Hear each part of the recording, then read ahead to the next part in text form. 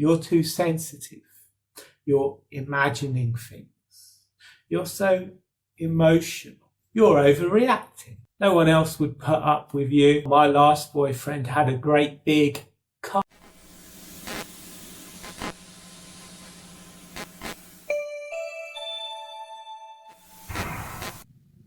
Hello everyone, welcome back to the channel. If you're new here, subscribe. Today we're going to talk about 10 dark psychology manipulation tactics used by manipulators. So before we begin, I want to clarify that I'm sharing this information to help you spot and avoid manipulation, not to make you a better manipulator. Understanding manipulation is the first step to protecting yourself from it.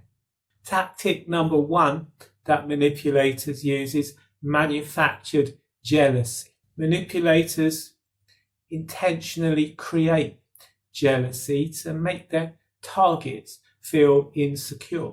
They might talk a lot about their exes. They might flirt with others in front of you. They might compare you to others. They might say, oh, my last boyfriend had a great big car.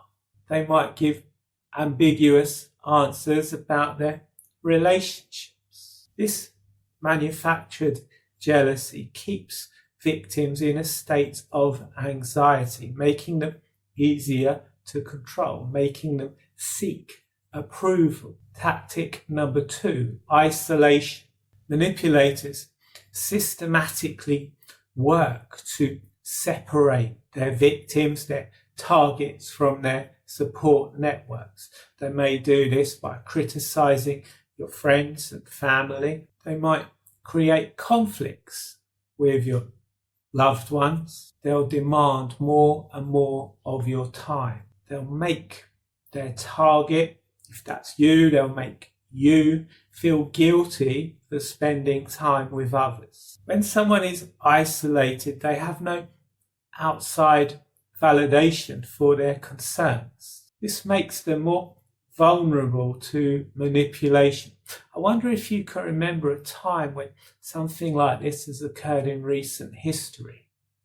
Tactic 3 is love bombing. Love bombing involves overwhelming someone with gifts, creating intense affection, excessive affection, attention, and adoration early on in the relationship. By doing this, the manipulator is creating a full sense of intimacy in the relationship. So red flags would include excessive compliments that feel insincere, constant messaging or calling, premature declarations of love, saying, oh, I love you, when they've only known you a week, showering you with extravagant gifts. Love bombers create dependency through these intense displays of affection, only to withdraw them later, leaving victims desperate to gain that initial high. Tactic number 4 that manipulators use is gaslighting. When someone is gaslighting you or gaslighting their target, they're going to be making you or their target question their own reality. It's very insidious. So when someone's gaslighting you, they may tell you that things that happened didn't happen. They may tell you that things did happen when they didn't happen. They may tell you they never said something when they did say something. They may tell you they did say something when they never said something. They may tell you you're too sensitive. You're imagining things. You're so emotional. You're overreacting. Over time, victims begin to doubt themselves and they become increasingly reliant on the manipulator for reality checks. Tactic number 5, intermittent reinforcement. Intermittent reinforcement is like a slot machine or a fruit machine as we call them in Britain, for human emotions. It involves unpredictable cycles of reward and punishment, and just like a fruit machine, it can be very addictive. So the manipulator will alternate between affection and coldness. They'll praise and then they'll criticize. They'll be available and then they'll disappear. They'll be generous and then they'll withhold. This tactic creates a powerful trauma bond that keeps individuals perpetually seeking approval and validation. Tactic 6, moving the goalposts. No matter what you do, it's never enough for the manipulator. They constantly shift their expectations to ensure you can never fully satisfy them. So ways they might do this is by saying, if you really loved me, you would buy me this. I know you did this, but what about that? That's good, but why didn't you? This creates perpetual inadequacy, making victims work harder and harder for approval that never comes. Number 7, the guilt trip.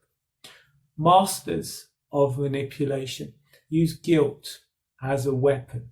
They'll say things like, after all I've done for you, I never raised you to be like this. No one else would put up with you. I've sacrificed everything for you. You're being selfish. How do you think you're making me feel? By distorting responsibility, manipulators make their targets feel unworthy and indebted. Tactic number 8 is false vulnerability. Manipulators share carefully crafted vulnerabilities. They do this to create false intimacy and trust. A manipulator might share sob stories early in the relationship, reveal secrets that make you feel special, appear emotionally wounded to activate your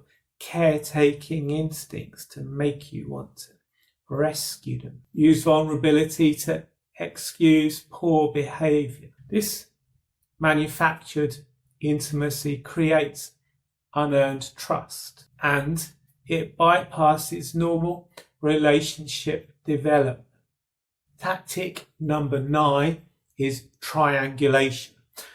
When a manipulator is triangulating you, they are introducing a third person, bringing someone else into the dynamic. By doing this, they aim to create insecurity and competition. The manipulator might compare you unfavorably to someone else, flirt with others in front of you, relay messages from others about you, create rivalries between people in their life.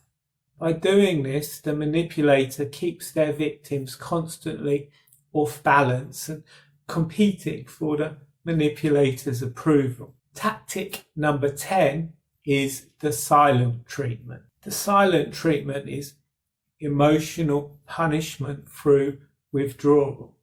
The manipulator refuses to communicate, ignores messages and calls, acts as if the other person doesn't exist, withholds attention and affection. This kind of silent treatment is particularly damaging, especially if it's a parent doing it to a child, because it threatens our fundamental need for connection and acknowledgement. So that is my 10 dark psychology tactics that manipulators use. Let me know in the chat box below where you've noticed these tactics in your own life. If you like this video, hit the like button, subscribe to my channel, check the description for my Inner Child Workbook. If you recognize these tactics being used against you or someone you care about, remember, awareness is the first step to breaking free. Manipulators rely on covert tactics. Once exposed, their power diminishes. And someone who's grown up with a lot of dysfunction, someone who's grown up around these kind of manipulative people, is going to be very vulnerable to it in their adult relationships. So inner child healing for such a person could be a big first step in overcoming these things. And in the description below this video, you're going to find my free inner child healing workbook, which will help you to get started on that. Consider seeking support if you're dealing with manipulation. No one deserves to be exposed to these dark psychology tactics. And if you know someone that could benefit from watching this video, share it with them.